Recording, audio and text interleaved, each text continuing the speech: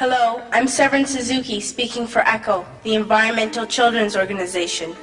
We're a group of 12 and 13-year-olds trying to make a difference. Vanessa Setti, Morgan Geisler, Michelle Quigg, and me.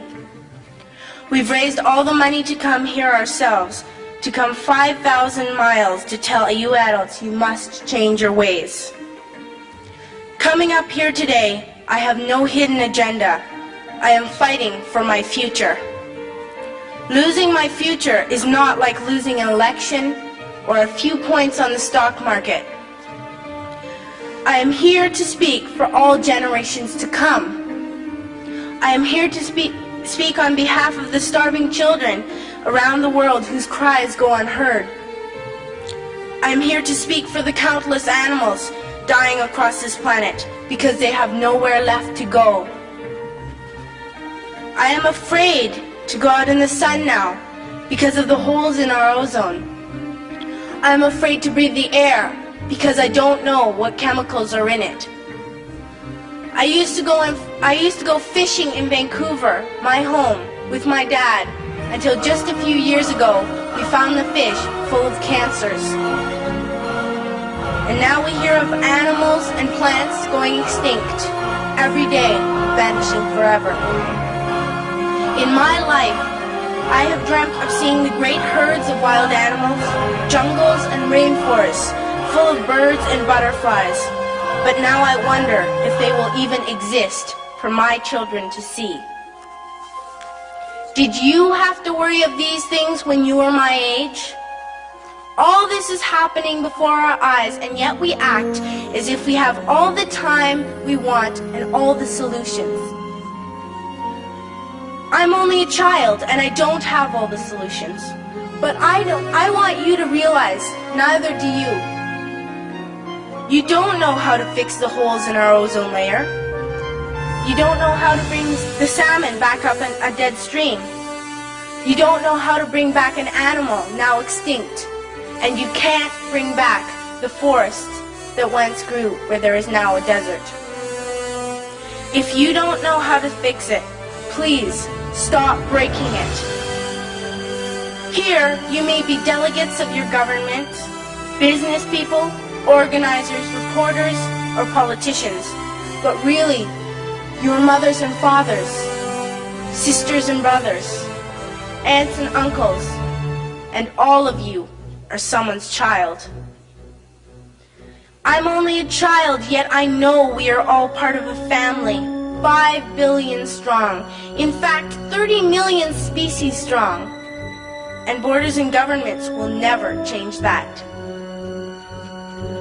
I'm only a child, yet I know we are all in this together and should act as one single world towards one single goal. In my anger, I am not blind, and in my fear, I am not afraid of telling the world how I feel. In my country, we make so much waste. We buy and throw away, buy and throw away, buy and throw away, and yet northern countries will not share with the needy. Even when we have more than enough, we are afraid to share. We are afraid to let go of some of our wealth. In Canada, we live the privileged life, with plenty of food, water, and shelter. We have watches, bicycles, computers, and television sets. The list could go on for 2 days. 2 days ago, here in Brazil, we were shocked when we spent time with some children living on the streets. This is what one child told us. I wish I was rich. And if I were, I would give all the street children food, clothes, medicines, shelter, and love and affection. If a child on the streets who has nothing is willing to share, why are we who have everything still so greedy? I can't stop thinking that these are children my own age, that it makes a tremendous difference where you are born. That I could be one of those children living in the favelas of Rio. I could be a child starving in Somalia, or a victim of war in the Middle East, or a beggar in India. I am only a child, yet I know if all the money spent on war was spent on finding environmental answers, ending poverty, and finding treaties, what a wonderful place this earth would be. At school, even in kindergarten, you teach us how to behave in the world. You teach us to not to fight with others, to work things out, to respect others, to clean up our mess, not to hurt other creatures, to share, not be greedy. Then why do you go out and do the things you tell us not to do?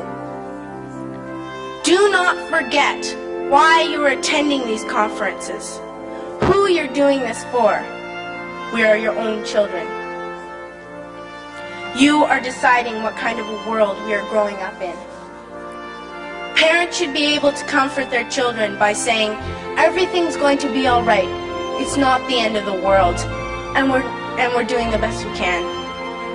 But I don't think you can say that to us anymore. Are we even on your list of priorities? My dad always says, you are what you do, not what you say.